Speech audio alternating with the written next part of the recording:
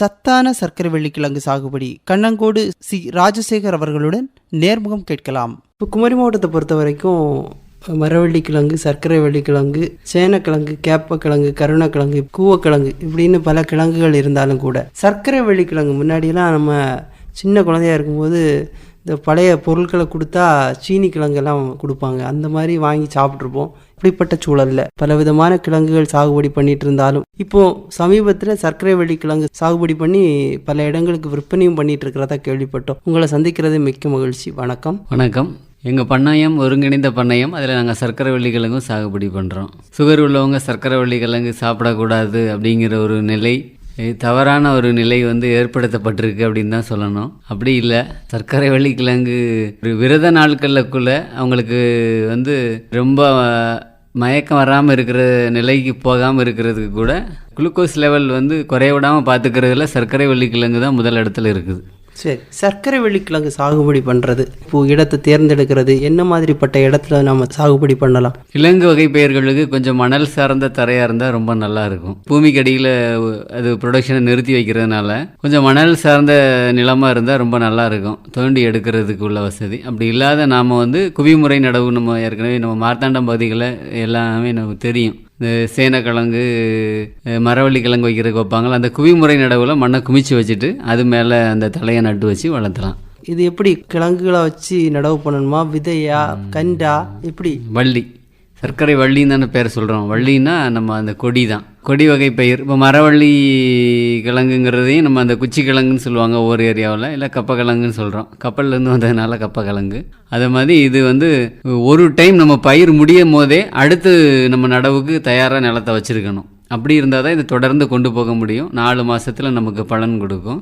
இதை தொடர்ந்து பயன் பண்ணுறதுக்கு இது அறுவடை தயார் பண்ண போகிறோன்னா அந்த கொடியை காய விடாமல் வைக்கணும்ல. அப்போ அதுக்கு முன்பே நம்ம அடுத்து ஒரு 5 சென்டில் செய்ய போகிறோன்னா அதை தயார் பண்ணி வச்சுக்கணும். அப்போ இந்த கொடியை மீண்டும் மீண்டும் வைக்கிறதுல தான் கிழங்கு நிறையா கிடைக்கும். இல்லை எனக்கு கொடியே பண்ணலை, புதுசாக தான், ஏன்னா இங்கே வெளியில் கிழங்கு வாங்கி தான் பண்ண போகிறேன்னா கூட கிழங்கு நீங்கள் முளைக்க வைக்கலாம். ஆனால் கிழங்குலேருந்து முளைச்சி வர்றதுல நிறைய நமக்கு மகசூல் கிடைக்காது. அந்த கிழங்கை முளைக்க வச்சு அந்த தலையை வெட்டி வைக்கிறதுல தான் நமக்கு மகசூல் அதிகமாக இருக்கும். சொன்னீங்க வள்ளி பற்றி வளரக்கூடிய ஒரு இனம், தரையை பரப்புல சார்ந்து வளரும், இல்லைன்னா ஏதாவது படர்ந்து வளர்ற மாதிரி வாய்ப்பு இருந்தால் அப்படியும் வளரும் அப்படின்னு சொன்னீங்க. நீங்கள் எப்படி வளர்த்துட்டு இருக்கீங்க? தரைப்பரப்பில் தான் நாங்கள் ஒரு 1 அடி 1.5 அடிக்கு குழி மாதிரி நீங்கள் குமிச்சு வச்சுட்டு அதன் மேலே நடவு பண்ணணும். ஏன்னா கிழங்கு அந்த தூர் சார்ந்து தான் அதிகப்படியாக கிழங்கு வைக்கும். அப்போ மண் நமக்கு மேல் நோக்கி குமிச்சிருக்கும் போது அதை பிடுங்கி எடுக்கும் போது நிறைய சேதம் இல்லாமல் கிடைக்கும். நல்ல கவனிப்பு நம்ம வச்சுருந்தோம் அப்படின்னா ஒரு தூருக்கே 10 கிலோ கிழங்கு எடுக்கலாம். அவ்வளோ கிடைக்கும். 4 மாதத்தில் எடுக்க முடியும். மரவள்ளி கிழங்கை ஒப்பிடும் போது அது நமக்கு 12 மாதம் 10 மாதம் காத்திருக்க வேண்டியிருக்கும். 4 மாதத்தில் நமக்கு கிடைக்கும். ஆனால் மரவள்ளி கிழங்கை விட விலையும் இதுதான் கூடுதல். சரி, சர்க்கரை வெள்ளிக்கிழங்கை பொறுத்த வரைக்கும் என்னென்ன மாதிரியான ரகங்கள்லாம் இருக்குது? இப்போ எங்ககிட்ட மேலே தோலும் வெள்ளை உள்ளேயும் வெள்ளை அப்படிங்கிற ஒரு ரகம் மெயின்டைன் பண்ணுறோம். அதுக்கப்புறம் மேலே தோல் வயலட்டு, உள்ளே உடச்சி பார்த்தீங்கன்னா பீச் கலரில் இருக்கும், அதை சிந்தாமணி அப்படின்னு சொல்கிறோம். இந்த ரகம் தான் அதிகப்படியான விலைக்கு போகுது. நல்ல ஸ்வீட்டாகவும் இருக்கும். 60 ரூபான்னு சொன்னாலும் வாங்குறதுக்கு ஆள் இருக்கிறாங்க. பின்ன வயலட் கலரில் மேலே தோல், உள்ளே சாண்டல் கலரில் இருக்கும். அதுக்கப்புறம் வயலட்டு, வெளியேயும் உள்ளேயும் வயலட்டு. அது நம்ம கிழங்கு ஆராய்ச்சி மையத்தில் கொடுத்தாங்க. ஆனால் பெரிய பெரிய கிழங்காக இருக்கிறனால விற்பனைக்கு தோதில்லை. நான் சொல்கிறேன் இந்த 2வது ரகமான சிந்தாமணி கிழங்குன்னு சொல்கிறேன், உள்ள பீச் கலராக இருக்கிற ரகம் தான் சன்னமான ரகமாக இருக்கும். நமக்கு விற்பனைக்கு 1 கிலோ கேட்டானாலும் கொடுக்குற அளவுக்கு நல்லாயிருக்கும். சரி, இப்போ இந்த கிழங்குகளை இப்போது எல்லா ரகத்தையும் அங்கே கொஞ்சம் கொஞ்சம் அப்படி போடுவீங்களா, இல்லை ஒரே ரகம் தானே ஃபுல்லாகவே? இல்லை, நான் சொல்கிறேன் அந்த சிந்தாமணி ரகம் மட்டும்தான் விற்பனையை நோக்கி பண்ணுறதுல நிறைய பண்ணுறோம். அல்லாமல் எல்லாமே எங்ககிட்டே 4 வகையான சீனி கிழங்கு இருக்குங்கிறதுக்காக கொஞ்சமாக மற்ற ரகங்களை மெயின்டைன் பண்ணிக்கிட்டு இருக்கோம். ஓ சரி சரி. நட்ட பிறகு அதை பராமரிக்கிறதெல்லாம் எப்படி, தண்ணி பாய்க்கிறது அதை சொல்லி? நம்ம கன்னியாகுமரி மாவட்டத்தை பொறுத்த வரைக்கும் நமக்கு 2 மழை சீசன் இருக்குது. அப்போ 2 மழை சீசன் இருக்கிறதுனால ஒரு 4 மாதம் மட்டும் தான் நமக்கு கோடை அப்படிங்கிற நிலம் இருக்கும். நீங்கள் எடுத்து தெளிக்கிற மாதிரி இருக்கும். மற்ற நேரத்துலலாம் நீங்கள் சாதாரணமாக நம்ம மழை நம்பியே போயிடலாம். முதல் நடவு நம்ம நட்டு ஒரு 10 நாளைக்கு அது மண்ணில் வேர் பிடிக்கிற வரைக்கும் உங்களோட கவனம் கொஞ்சம் கூடுதலாக இருக்கணும். அதற்கப்புறம் ஆட்டோமேட்டிக்காக கிடைக்கிற மழையை வச்சு வளர்ந்துருவாங்க. கவாத்து பண்ணுறது, அதுக்கப்புறம் பராமரிக்கிறது, மற்றபடி கால்நடைகள்லேருந்து பாதுகாக்கிறது, இதெல்லாம் எப்படி வேறு அதையும் சார்ந்து இப்போ எலி, பெருச்சாளி இதனுடைய தாக்கமும் இருக்கும் வாய்ப்பு இருக்க. கட்டாயம். அதெல்லாம் எப்படி என்ன மாதிரி பண்ணுறீங்க? இல்லை, நம்ம வயலுக்குள்ளே கன்னியாகுமரி மாவட்டத்தில் ஆடு மாடு தொந்தரவு கிடையாது, நாங்கள் இருக்கிற வெட்டுமணி பகுதியில். ஆனால் வந்து எலியோட தொந்தரவு கிழங்கு வகை பயிர்களுக்கு உண்டு. அதனால் வந்து புதர் பிடிக்காமல் முதல்ல பார்த்துக்கொள்ளணும். களைகள் வந்து அதில் கூடிருச்சு அப்படின்னா வந்து கட்டாயம் அதில் ஒளிஞ்சிருக்கிறதுக்கு எலிக்கு வாய்ப்பு இருக்குது. அதனால் களைகள் எடுக்கிறது வந்து 10 நாளைக்கு ஒருக்க நம்ம சரி பண்ணி களையை எடுத்து விட்டு அதில் எலி பதுங்காத அளவுக்கு பார்த்துக்கணும். எலியோட குழி தெரியுது அப்படின்னா நாங்கள் என்ன பண்ணுறோம் அப்படின்னா, எலிக்கு வந்து பிடிக்காத வாடை ஒரு பஞ்சகாவியம் அடித்து விடலாம். ஒன்றுக்கும் வழியே இல்லை, இன்றைக்கி உடனே சடனாக 2 இடத்துல தெரியுது அப்படின்னா பாச்சா உருண்டை கொஞ்சம் 2 நாள் வச்சுட்டிங்கன்னா அந்த இடத்துல எலி இருக்காது. அந்த ஸ்மெல் வந்து அதுக்கு பிடிக்காது. அப்போ அந்த இடத்த விட்டு மாறும். ஏன்னா எலிக்கிட்ட இருந்து நீங்கள் பாதுகாக்க முடியலன்னா கிழங்கு எல்லாமே நமக்கு இல்லாமல் போயிடும். அதனால் எலியோட வலை எங்கே தோண்டி இருக்காங்க, மண் வெளியில் பறிச்சிருக்கு அப்படின்னா அதை முழுமையாக கவனப்படுத்தணும். எலிக்கு பிடிக்காத ஸ்மெல் வந்து நீங்கள் கொடுத்துக்கிட்டு இருந்தீங்கன்னா அந்த இடத்துல எலி இருக்காது. சரி, இப்போ நம்ம நடுறதுக்கு முன்னாடி ஏன்னா கிழங்கு எல்லாமே மண்ணுக்கு அடியில் வளரக்கூடியது. அந்த நேரத்தில் அந்த மண்ணை தயார் பண்ணும் போது அடி உரமாக என்னென்ன போடுவீங்க? என்னென்ன தழைச்சத்து, மணிச்சத்து, சாம்பல் சத்து, இப்படி பல விதமான சத்துக்கள் இருக்குது. கிழங்கு வகை பயிர்களுக்கு பொட்டாஸ், சாம்பல் சத்து ரொம்ப முக்கியம். அப்போ நம்ம வீட்டில் ஏற்கனவே வந்து நம்ம விறகு வச்சு அடுப்பு எரிக்கிறதுனால எங்கள் வீட்டில் எப்போவுமே வந்து சாம்பல் இருக்குது.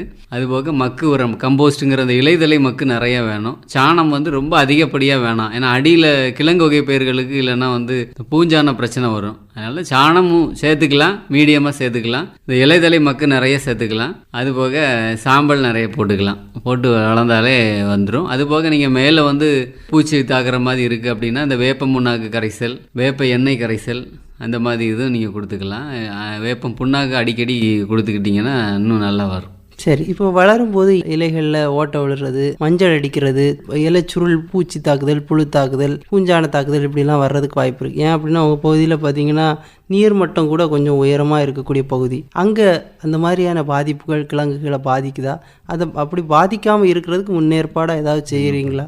அது குவிமுறை நடவு நம்ம கன்னியாகுமரி மாவட்டத்தில் ஏன் கடைபிடிக்கிறோன்னா அது அதற்காக தான். நமக்கு நீர் லெவல் பார்த்திங்கன்னா 2 அடியில் எப்பவும் தண்ணி ஓடிக்கிட்டே இருக்குது. அதனால தான் நம்ம வந்து இந்த பார் நடவுன்னு சொல்லி தொடர்ந்து கிழங்கு வச்சுருப்பாங்க. அந்த நடவு நம்ம பண்ண முடியாது. நம்ம வந்து குவிச்சு பார்க்குறோம். மண் பூமியிலேருந்து ஒரு 2 அடி உயரமாக வச்சு தான் நம்ம பண்ணுறோம். அதனால் வந்து உங்களுக்கு நீர்மட்டத்துக்கு இது பாதிப்பு வராது. பின்ன வந்து இயற்கை விவசாயமாக நம்ம பண்ணுறதுனால இந்த இயற்கை பூச்சி வரட்டிகள், ஆவூட்டம் கொடுக்கறது, அமிர்த கரைசல் தெளிக்கிறது, இந்த மாதிரி இதில் தான் நம்ம வந்து பூச்சி வரட்டுற வேலையை செய்கிறோம். சரி, அதை தவிர வேறு ஏதாவது இந்த கொஞ்சம் வளர்ச்சி இருக்கணும், கிழங்கு நல்லா கொஞ்சம் பருமனாக இருக்கணும், நம்ம இயற்கையான முறையில் பண்ணிகிட்டு இருந்தாலும் கூட அது கொஞ்சம் பார்க்குறதுக்கு கொஞ்சம் முழிப்பாக இருந்துன்னா விற்கிறதுக்கும் நமக்கு ஈஸியாக இருக்கும். அதுக்காக வேண்டி ஏதாவது தனிப்பட்ட முறையில் ஏதாவது வளர்ச்சி ஊக்கிகளாக ஏதாவது கொடுக்குறீங்களா? இல்லை, அமிர்த கரைசல் நம்ம சொல்லுவோம். சாணம், நாட்டு சர்க்கரை, மாட்டோட மூத்திரம் 3 நாளில் ஊற வச்சு கொடுக்கலாம். இதெல்லாம் வளர்ச்சி. அது வந்து எப்படின்னா இலைவழி நுண்ணூட்டமாக எடுத்துக்கிடும். சாயங்கால நேரத்தில் ஒரு 5 மணிக்கு மேலே இது தெளிச்சிக்கிட்டே இருந்தால் போதும். 10 நாள் இடைவெளியில் தொடர்ந்து கொடுத்தீங்கனாலே கிழங்கு நல்லா வரும். சரி, இது வந்து சீசன் டைமில் விற்பனை பண்ணக்கூடிய ஒரு ரகமா இல்லை எப்படி? இப்போ மரிச்சினி மொத்தத்தில் கிழங்கு வகை பயிர்களுக்கு மாசி மாதம் உகந்தது அப்படின்னு நம்ம கன்னியாகுமரி மாவட்டத்தில் யாரை கேட்டாலும் சொல்லுவாங்க. நம்ம சர்க்கரை வள்ளி கிழங்கு நீங்கள் அப்படி மாசி மாதம் அப்படின்லாம் ஒன்றும் பார்த்துட்டு இருக்க வேண்டாம். நீங்கள் ஆண்டு முழுவதுமே இதை சாகுபடி பண்ணிக்கிட முடியும். சரிங்களா? இது நீங்கள் வந்து 4 மாதத்துக்கு வரைக்கும் நிலம் தயார்படுத்தி வச்சுக்கிட்டே இருந்தீங்கன்னா மீண்டும் மீண்டும் பண்ணிக்கிட்டே இருக்கலாம். சர்க்கரை வள்ளி கிழங்குக்கு வந்து எப்போவுமே சந்தை வாய்ப்பு நல்லா இருக்குது. சரிங்களா? இப்போ அது 30 ரூபாய்க்கு தான் நமக்கு ஏழை கிழங்கோட விலை இருக்குது அப்படின்னாலும் இது 50 ரூபாய்க்கு குறையாமல் இருக்குது. விற்பனை வாய்ப்பு எப்போவுமே நல்லா இருக்குது. அதுக்கு பிறகு இப்போ நீங்கள் சொன்னீங்க ஒரு இடத்துல நடவு பண்ணியிருக்கோன்னா அடுத்தது தொடர்ச்சியாக அடுத்தது தயார் பண்ணுறதுக்கு அது எவ்வளோ நாள் இடைவெளி விட்டு அடுத்த நடவு பண்ணணும்? இப்போ நம்ம சர்க்கரை வள்ளி கிழங்கு இப்போ ஒரு 5 சென்டில் நீங்கள் போட்டிருக்கிறீங்க அப்படின்னா திரும்ப ஒரு 5 சென்டில் பண்ண போகிறீங்க அப்படின்னா நம்ம அந்த பயிர் ஒரு மாதத்துக்கு முன்னோக்கிட்டி இந்த பயிர் 90 நாளாகி தோன்றது நிலைக்கு வரும்ல, அந்நேரம் நீங்கள் அங்கே நல்லா தயார்படுத்திடணும். ஒரு வாரத்துக்கு ஒருக்க நீங்கள் அந்த நிலத்தை நல்லா கிளறி கட்டியெல்லாம் போகிற அளவுக்கு நல்லா உடச்சதுக்கப்புறம் அதை நல்லா குவிச்சு வச்சுட்டு இங்கே நம்ம கிழங்க பிடுங்கையும் இங்கேருந்து வெட்டி அதை திரும்ப அங்கே மாத்திர நிலைக்கு கொண்டு போகிறோம் அப்படின்னா நமக்கு தொடர்ந்து ஆண்டு முழுவதுமே இந்த சாகுபடியை நம்மளால் கொண்டு போக முடியும். சரி, விற்பனை வாய்ப்புகள் எல்லாம் எப்படி இருக்குது? மக்கள் வந்து விரும்பி வாங்குறாங்களா? இல்லை சந்தைகளுக்கு போய் விற்க வேண்டியிருக்கா? இல்லை உங்கள் பகுதியில் இருக்கக்கூடியவங்க தெரிஞ்சவங்க, விவரம் தெரிஞ்சவங்க இங்கே வந்து இவ்வளோ ரூபாய்க்கு மதித்து வாங்கிடுறேன் அப்படிங்கிற ஒரு நிலை இருக்கா? நம்ம ஏற்கனவே நம்ம வந்து ஒருங்கிணைந்த பண்ணையமாக வச்சுருக்கிறதுனால வாழை போட்டிருக்கிறோம், காய்கறிகள் பண்ணிக்கிட்டு இருக்கிறதுனால நமக்கு வந்து விற்பனை வாய்ப்பு வந்து முன்னோக்கிட்டே தெரிஞ்சிடும். சீனிக்கிழங்கு பிடுங்க போகிறீங்கன்னா எனக்கு இத்தனை கிலோ வேணும்னு சொல்லிடுவாங்க. எங்களுக்கு வர்றதெல்லாம் நம்ம மக்கள் நேரடியாகவே விற்கிற ஒரு வாய்ப்பு எங்களுக்கு இருக்கிறதுனால வேறு சந்தைக்கு பிரச்சனை இல்லை. சர்க்கரை வள்ளிக்கிழங்கை பொறுத்த வரைக்கும் இந்த ஊடுபயிர் சாகுபடியா இல்லை தனி பயிராக சாகுபடி பண்ண வேண்டிய பயிரா? இல்லை, இது ஊடு பயிராகவும் பண்ணிக்கலாம், ஷேடோ பயிராகவும் வளரும். கிழங்கு வகை பயிர்கள் எல்லாமே நம்ம வந்து ஷேடோ பயிராகவும் பண்ணிக்கிட முடியும். இப்போ வாழை போட்டிருக்கோம்னா வாழையில் இடைவெளியை கொஞ்சம் அதிகமாக கொடுத்துக்கிட்டு வாழைக்கு இடையிலையும் இதை பயிரிட முடியும். இல்லை நான் வந்து ஏலக்கிழங்காக போட்டிருக்கிறேன் அப்படின்னா கூட 2 லைன் ஏலக்கிழங்குக்கு இடையில இதை வந்து ஊடு பயிராக பயிரிட முடியும். தனி பயிராக போடுற வாய்ப்பு இருக்கிறவங்க தனியாகவும் போட்டுக்கலாம், அல்லாமல் ஊடு பயிராக வாய்ப்பு இருக்கிறவங்க ஊடு பயிராக போட்டானாலும் நல்லா விளைஞ்சி வரும். இது சரி, கிலோ வந்து இன்னைக்கு தேதியில் என்ன விலைக்கு விற்பனை ஆகுது? கிலோ வந்து மினிமம் வந்து 50 ரூபாய்க்கு குறையாமல் இந்த இது எப்போவுமே விலை இருக்குது. சர்க்கரை வள்ளிக்கிழங்குக்கு நம்ம கிழங்கை விட இங்கே நல்லா எப்போவுமே விற்பனை வாய்ப்பு அதிகமாக இருக்குது. நீங்கள் சொன்ன மாதிரி கொரோனாக்கிழங்கு இல்லை கிழங்கு வகை பயிர்கள் சாகுபடி பண்ணுறவங்க கேட்டுட்ருப்பாங்க. அவங்களுக்கு உங்களுடைய சர்க்கரை வள்ளிக்கிழங்கு சாகுபடி பண்ணுறதன் வழி ஏதாவது சொல்லலாம்னு நினைக்கிறீங்களா? கட்டாயம். நான் ஏற்கனவே ஆரம்பத்திலே சொன்னேன், ஒரு விரத நாட்களில் விரதம் கடைபிடிக்கிறவங்களுக்கு கூட குளுக்கோஸ் லெவல் குறையாமல் பார்த்துக்கிற வேலையை வந்து நம்ம சர்க்கரை வள்ளிக்கிழங்கு செய்யும். நம்ம முன்னோர்கள் பார்த்தீங்க அப்படின்னா நம்ம வந்து ஒரு பொங்கல் அன்னைக்கு காய்கறிகளை வச்சு வணங்குறோம், அதே மாதிரி கிழங்குகளும் நம்ம எல்லாமே வச்சுருப்போம். சேம்பக்கிழங்கு, சேனக்கிழங்கு, கருணக்கிழங்கு, சிறுகிழங்கு, சீனிக்கிழங்கு, பனங்கிழங்கு இல்லாத நம்மளோட வழிபாடே இல்லை. உணவில் நம்ம வந்து அதை தொடர்ந்து கொண்டு வந்துக்கிட்டே இருக்கோம். ஆனால் இன்றைக்கி வந்து கிழங்குகள் அப்படின்னாலே ஏதோ ஒரு ஒதுக்குற ஒரு விஷயம் மாதிரி போய்கிட்டு இருக்குது. இந்த மருத்துவத்தில் ஒரு தவறான ஒரு விஷயம் இருக்குது. அப்படி இல்லை, நம்ம வந்து பாரம்பரியமாக இந்த உணவு முறையை வந்து கடைபிடிச்சிக்கிட்டே தான் வரோம். வணங்கப்படுற விஷயத்தில் ஒரு பொருள் இருக்குதுன்னா இது எவ்வளோ தரமானதாக இருக்கும், நம்ம முன்னோர்கள் எவ்வளோ உணர்ந்து பண்ணியிருப்பாங்க. அதனால் வந்து இது நம்ம பாரம்பரிய உணவு தான். நம்ம முன்னோர்கள் தொடர்ந்து இதை வந்து பயன்படுத்திக்கிட்டு வர்றாங்க. நம்ம பண்டிகை காலங்களில் இது எப்போவுமே நம்ம கூட இருக்குது. இதோடு நான் ஒரு சின்ன தகவலும் கூட சொல்லிடுறேன். இலங்கையிலிருந்து 2 நண்பர்கள் எங்களை பண்ணையை பார்க்கறதுக்கு வந்திருந்தாங்க. அப்போ அவங்க வந்து உணவாகவே இதை உண்றதை எங்களுக்கு சொன்னாங்க. அப்போ இது வந்து எப்படி உணவாக எடுக்கிறீங்க அப்படின்னு கேட்டப்போ வந்து இந்த சர்க்கரை வள்ளிக்கிழங்கை வந்து அவங்க வந்து மிக்சியில் போட்டு ஆட்டிடுறாங்க. மிக்சியில் போட்டு அடித்து எடுத்துட்டு அது கூட தேங்காய் பால் இருக்குல்ல, தேங்காய் பால் சேர்த்து அதை இணைச்சி கிண்டி அதை வந்து உணவாகவே எடுக்கிறாங்க. இலங்கையில் வந்து நாங்கள் இதை உணவாகவே எடுக்கிறோம் அப்படிங்கிற ஒரு செய்தி கூட பதிவு பண்ணாங்க. அதுக்கப்புறம் இப்போ நாங்களும் அதை வந்து மிக்சியில் போட்டு ஆட்டி கொஞ்சம் தேங்காய் பால் அடித்து ஊற்றி அதுக்கப்புறம் அதில் நீங்கள் இனிப்புக்கு எதுவும் வேணால் கொஞ்சம் சேர்த்துட்டு ஒரு நேரம் உணவாகவே எடுத்துக்கலாம். இதே இதை வந்து மரவள்ளிக்கிழங்குலையும் செய்யலாம் அப்படிங்கிறத அவங்க பதிவு பண்ணாங்க.